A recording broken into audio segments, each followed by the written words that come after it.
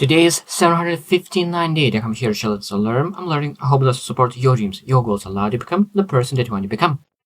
Today I speak about adaptability. Adaptability. Have you ever used adaptability as your strength? Because adaptability is a great strength to have, but today I will wanna look into other coin of adaptability, other coin of another other side of that coin of adaptability, because adaptability is could be great thing, but at the same time, if you're too adaptable, that could lead to disappointments, that could lead to unhealthy environments, that could lead to a lot of bad things if you don't use adaptability in the right way. So today we'll share 12 things that we need to really be careful when we use adaptability, and we're supposed to not use adaptability in those cases at all. So let's get started. So first one is personal boundaries. Personal boundaries. Adaptability and personal boundaries not supposed to be something that you align. So that means if you have strong personal boundaries, and if it's someone is breaking those boundaries, you're not supposed to adapt it. You're not supposed to adapt to someone else who's breaking your boundaries. You need to be resisting that. You need to say, okay, this is not, I'm not able to live this way. This is my boundaries, and if you're not able to really follow my boundaries, I need to walk away. I need to walk away because this is not the thing that you're supposed to be adaptable at. So if someone is not able to follow your boundaries, you need to walk away and not to adapt to their not consideration of your boundaries. Number two is unhealthy environments. Unhealthy environments. That means if you're living in an unhealthy environment, you don't need to really try to adapt to it. You need to resist it. You need to ask what I need to do to overcome this unhealthy environment, what I'm able to do, what I have in my control to fix this unhealthy environment. I know some people do not have ability and or control over of the health of the environment sometimes. But what kind of control do you have? Maybe able to walk away, maybe able to support, maybe able to change and help other people to see the possibilities of change. Because sometimes when people start seeing that you are able to improve, that means that they inspire you to improve and get better as well. Because you're not able to tell anybody to change. You're able to just change by yourself and inspire other people to change. So you're not supposed to adapt. You're not supposed to adapt to unhealthy environments. Number three is ignoring red flags, especially in relationships or business relationships as well. Business relationships, like love relationships. So when you have that partnership and at the beginning you feel that there is some kind of red flags, sooner or later those red flags will kick your ass if you ignore them. So you're not supposed to allow yourself to really be adaptable in this way. So that means that you mold yourself around those red flags. But sooner or later those red flags will become bigger and bigger and bigger and bigger, and you will not be able to hold it anymore. And you're like, well, I already knew that it would be that happen. So you're not supposed to adapt to red flags. If it's red flags, you need to say that right away that this is not right. Number four is loss of identity. Loss of identity.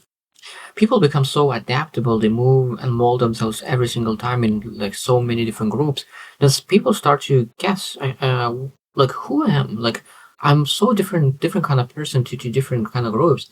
And I don't know like what kind of person I am. So now you need to ask like which group or where I am true to myself. Which group I'm able to show true colors of me. Because if you're adaptable and totally mold yourself every single time in different group, after a little time you can potentially lose your identity altogether. And after that you need to look for yourself, you need to find yourself, you need to build self-awareness. Because that's what I needed to do when I was 25 years old. So I totally didn't know exactly who I am. I needed to work through it because I was too adaptable. I was too moldable, and I need to say, this is my backbone. This is who I am, and that's why I was able to create my YouTube channel because I know that this is who I am. And it doesn't matter what other people say. It doesn't matter what is they say that this is not who you are or this is who you are. And it doesn't matter because this is who I am. I know who I am. And that means that we need to be okay not being adaptable in other groups and not transfer in that identity. Number five is enabling others. Enabling others. So that means that a lot of times people have bad habits, and if you do not say about them while you with you enable it. So that means if your kid doesn't say anything, that means it's not that bad. It's not that bad.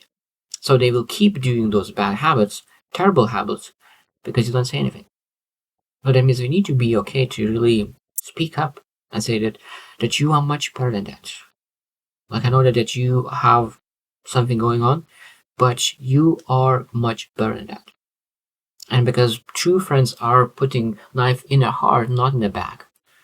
So being able to really risk losing a friend than really having a friend who destroys his life. Number 6 is underestimating value. Underestimate value. People who are in one group, they start to adapt and start to make one picture of themselves in that group. But that means that a lot of times you will underestimate the value of you that you're able to bring to the group. So that means we need to be okay to really adapt in a group, but at the same time being able to mold yourself to even more than you are now.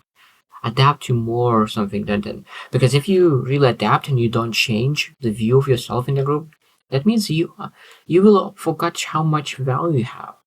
Every single person has a lot of value, so we're not supposed to mold ourselves and adapt to one aspect of ourselves in the group. So we're not supposed to underestimate our value. Number 7 is avoid conflict. This is a huge one. Avoid conflict. This is a huge one. And why is it? Why is it huge? Because only when you're able not to avoid conflict and have a communication, then you're able to say, yeah, I will not adapt to this. I will not adapt to this because I'm not willing to settle for that. I'm not willing to settle that.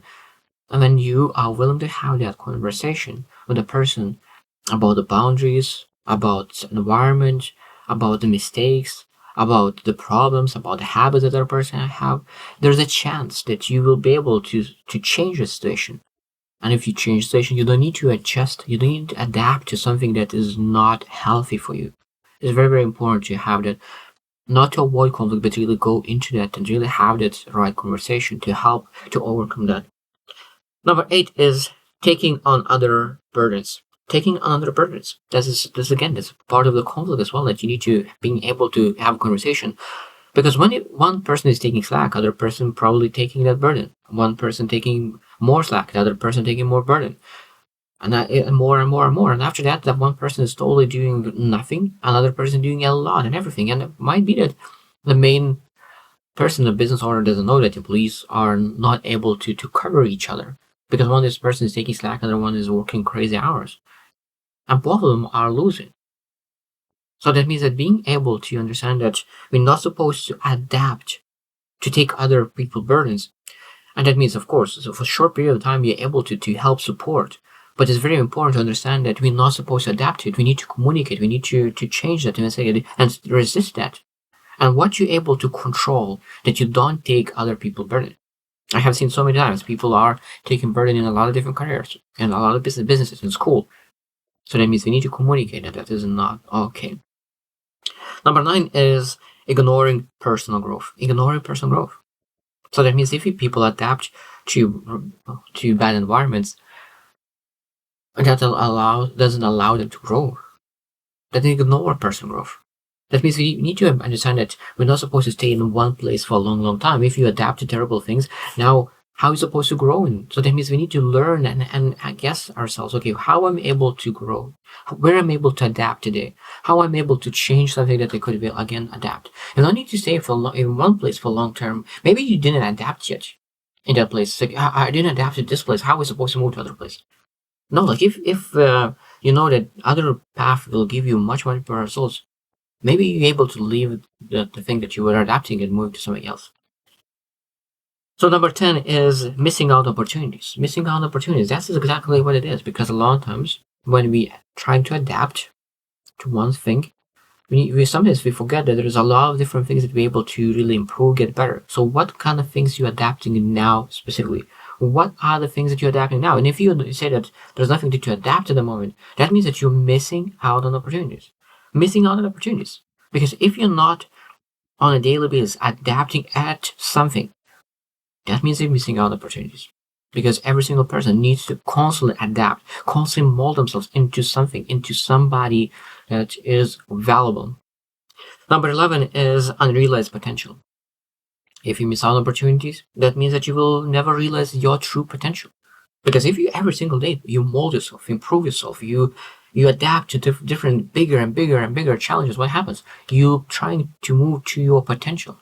But if you don't challenge, if you don't adapt to new things, that means that you will, after a while, it's like, oh, I don't know what is my true potential, and you will be unrealized potential when you do not adapt as often as possible.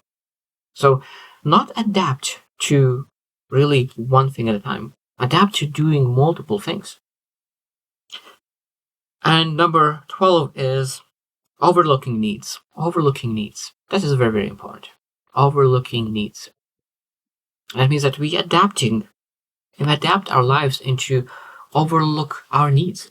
We could overlook our needs in mental health, in the physical health, in financial needs, and whatever needs it is. And we adapt to the wrong lifestyle.